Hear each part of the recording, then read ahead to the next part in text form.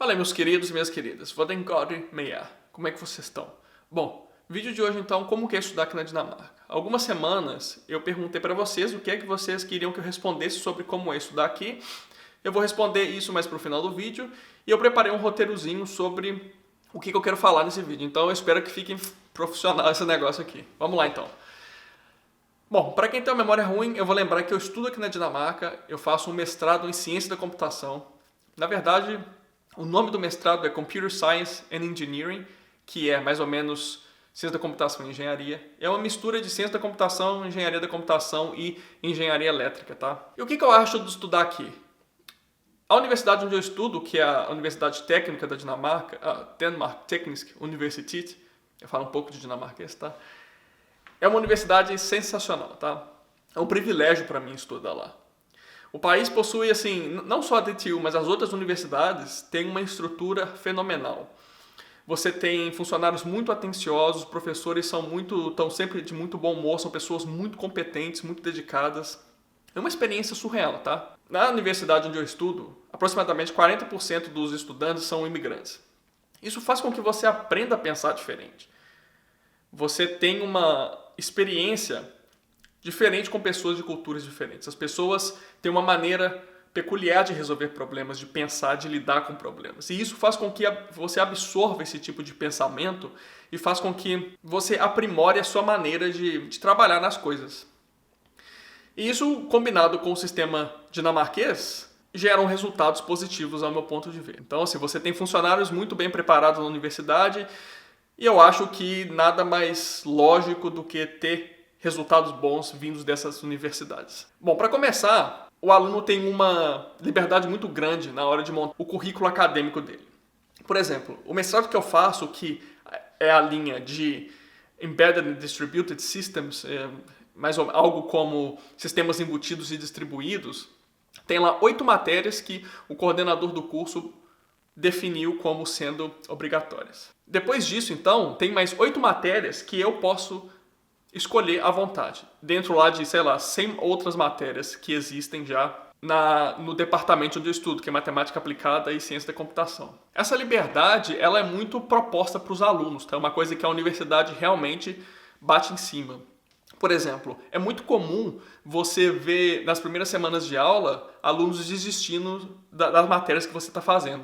Isso porque a universidade oferece para os alunos um período de desistência e arrependimento para cada matéria que você está inscrito naquele semestre. Então você tem acho que 1 ou 2 semanas para poder desistir daquele curso que você está fazendo e aplicar para um outro, tá? Então isso é muito bem instruído para a gente na universidade. Isso te dá e você precisa usar esse sistema, tá? Como que é também aqui o horário de estudo? Aqui os estudos são o que eles chamam de full time. Você começa a estudar às 8 da manhã e as aulas acabam às 17 horas. Então uma matéria normalmente é lecionada das 8 às 12 e a outra das 13 às 17. O que significa que é difícil você ter um estudo part-time como no Brasil e um trabalho full-time para poder manter esse estudo, tá?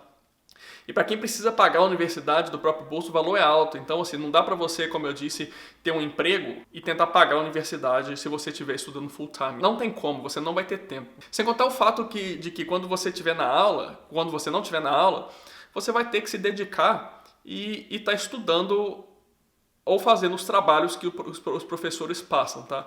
Então, assim, é puxado, tá? Você vai gastar todo esse tempo na aula e mais tempo nos finais de semana e tudo mais. Normalmente, o que o povo aqui faz eles estudam full time e eles têm um emprego aí de mais ou menos 8 horas na semana, 4 ou 8 horas na semana, para poder gerar uma rendazinha para eles poderem, comprar roupa, comprar comida, etc. Mas, normalmente, aqui, quem vem para cá para poder estudar, tá?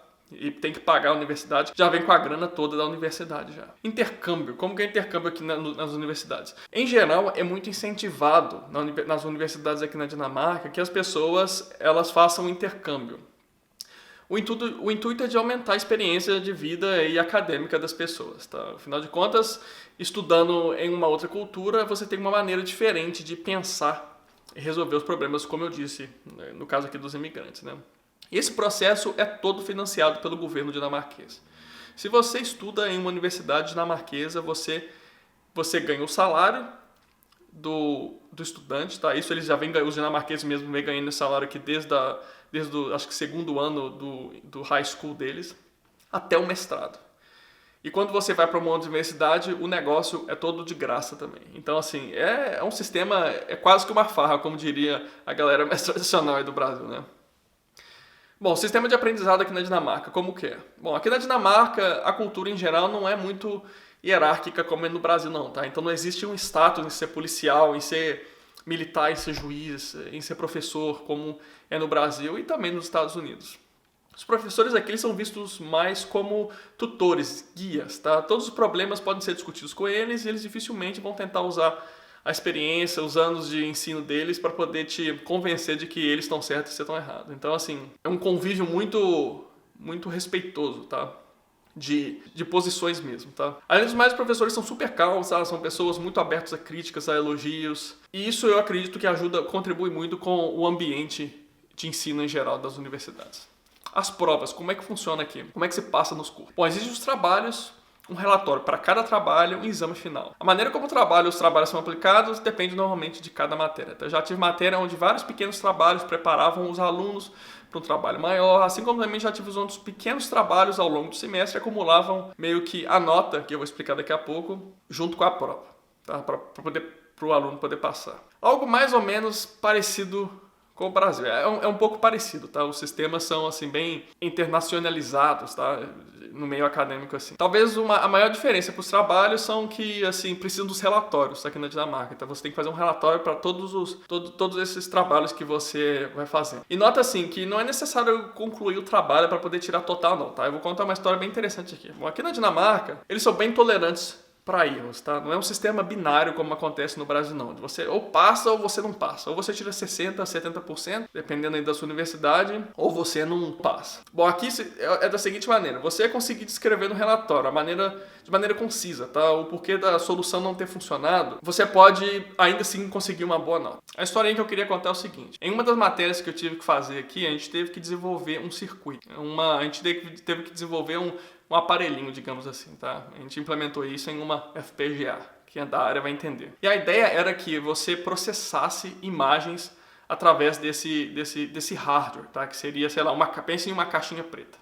Então você colocava uma imagem, ele processava essa imagem e soltava o resultado. Só que isso não é software, isso é físico, tá? Então não é um programinha que a gente fez. Mas enfim, nós desenvolvemos o negócio, gastamos um puta tempo para poder fazer o trabalho e tudo mais, escrever o relatório que foi gigante. E no final a gente descobriu que algumas das imagens samples, algumas das imagens exemplos, tinha um erro no processamento dos pixels. A gente falou, putz, cara, a gente gastou tanto tempo, a gente queria tirar uma nota boa. A gente falou, olha, vamos explicar o porquê de não ter funcionado. A gente sabe o porquê de não ter funcionado, não tinha mais tempo para corrigir o problema e vamos ver o que vai dar. Aí entregamos o projeto, tecnicamente não funcionou tudo do jeito que deveria funcionar, mas explicamos lá as restrições que a gente teve e tudo mais. Quando a gente pegou o resultado, a gente tirou total no trabalho. Então assim, o professor, ele considera todo o seu esforço também, tá? Não é uma coisa que é simplesmente ou você passa ou você não passa, ou tá certo ou não tá certo. O professor te acompanha na sala de aula para poder saber o seu desempenho, para poder ver se você tá tirando as dúvidas e tudo mais. No Brasil eu sei que isso acontece em certo grau também, tá? Muito professor que eu tive na universidade durante o meu bacharel eram professores que acompanhavam o trabalho do aluno. Então assim, quando você acaba esses trabalhos, você tem que então fazer esses relatórios. Eles são basicamente um treino para que os alunos escrevam artigos científicos, tá? Esse é o intuito, para ele virar um pesquisador, se ele ou ela quiser, né? E assim, pode demorar um pouco para se acostumar com esse sistema de relatório. É só uma questão de você ir tentando até você conseguir acertar nas coisas que você tem que escrever lá. Não é muito difícil, não. O meu lema é o seguinte, persistência leva à perfeição, então é só continuar tentando. Vamos lá, então. Sistema de pontuação. Como que é o sistema de pontuação aqui na Dinamarca?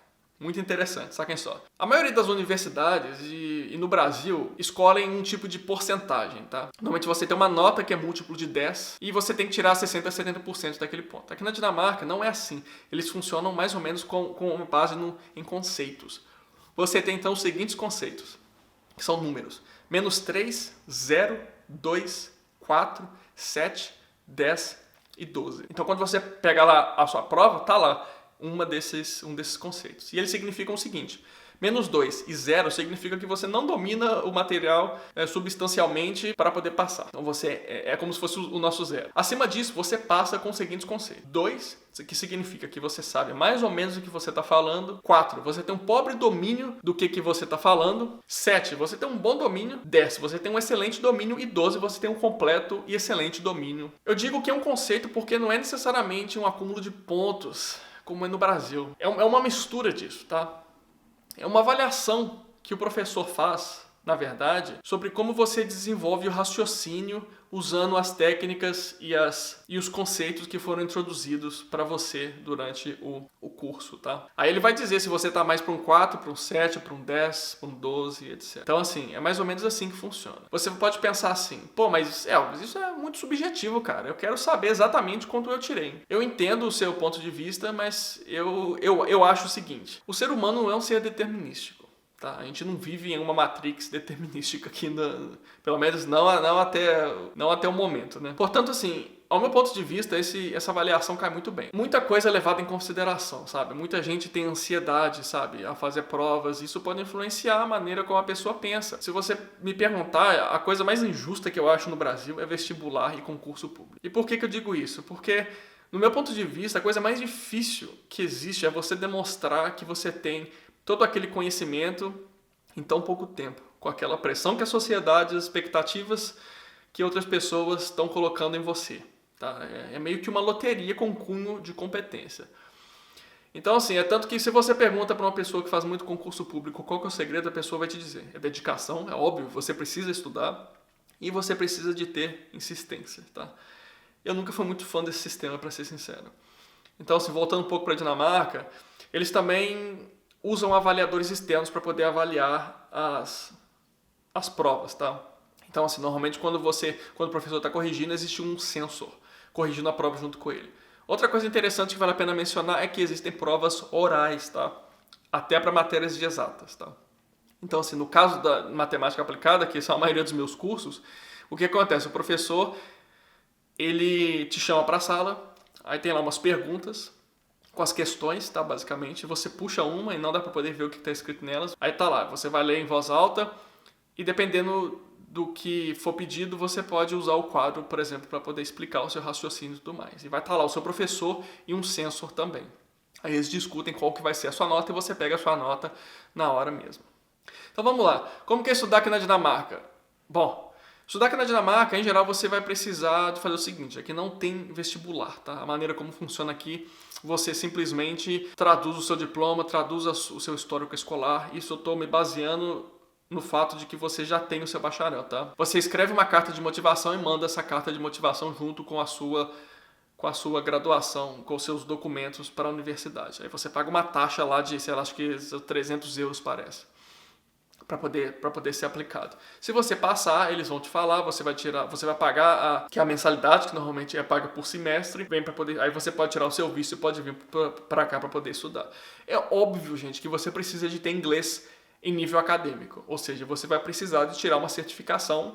Normalmente eu cito muito a TOEFL, que foi a que eu tirei, porque quando você faz a sua aplicação, você precisa colocar lá o seu código TOEFL para eles poderem conferirem o seu nível, tá? O TOEFL tem uma pontuação e você precisa de tirar na DTU, acho que são acima de 90, se eu não me engano, que você precisa tirar para poder estudar lá. Eu vou deixar alguns links aí na descrição do vídeo para quem tem mais dúvida e algumas das perguntas que as pessoas me mandaram aqui. Ó. Yasmin Sena, por exemplo, ela está perguntando como que é a entrevista para o mestrado. E assim, olha, no meu caso eu não tive entrevista, tá? Como eu disse, você manda a sua aplicação e eles avaliam se você está apto ou não. Coisas que eu acho que eles levam em consideração, coisas que eu já li que eles levam em consideração. Experiência profissional, se você trabalha na sua área da graduação e na área que você quer trabalhar, se você tem papéis escritos, se você tem artigos científicos escritos, se você já foi, entendeu? Então, assim, tudo que for relevante para a área que você quer estudar, você precisa comprovar. Folhas e Frutos pergunta sobre a cota do governo para estudantes e quais os cursos mais buscados. Olha, aqui na Dinamarca, imagino que você esteja perguntando se essas cotas para brasileiros que querem estudar aqui, tá? Você pode procurar o programa Erasmus. Esse programa é para europeus, mas existem cotas para não europeus. Você pode ver lá no site qual a porcentagem. E os cursos mais buscados. Aqui na Dinamarca, eu sei que Os cursos mais buscados são medicina, psicologia e os cursos de engenharia, etc. são os cursos menos buscados aqui, por incrível que pareça. A Liz Mello. Como são as provas? Tem chance de recuperar e tal. Como é a relação com os professores? Bom, eu acho que isso eu já respondi em boa parte aqui do vídeo. Agora, se existe chance de recuperar, sim, você tem uma chance de recuperar. Você pode fazer uma prova de recuperação. Débora, é muito difícil para fazer o mestrado e doutorado na Dinamarca? Eu não estou entendendo aqui a sua pergunta, Débora, mas eu acho que talvez seria o processo seletivo. Olha, o processo seletivo aqui, eu não diria que é mais difícil do que no Brasil. Talvez você vai ter mais chances aqui pelo sistema ser um sistema... A Dinamarca tem uma ideologia de ensino bem aberta, tá? Parte do princípio de que todos têm o direito de estudar e trabalhar aqui. Você só precisa demonstrar interesse. Então, assim, eu não diria que eu diria que é mais fácil do que no Brasil. E o Eduardo Evangelista pergunta, todas elas são de graça. Todas elas são de graça, sim. Se você ou tiver residência permanente aqui na Dinamarca, ou se você for cidadão dinamarquês, ou se você for cidadão europeu. Se você não se encaixar em nenhuma dessas, você tem que pagar. Os preços vão variar dependendo da universidade. A universidade onde eu estudo são aproximadamente 8 mil euros por semestre.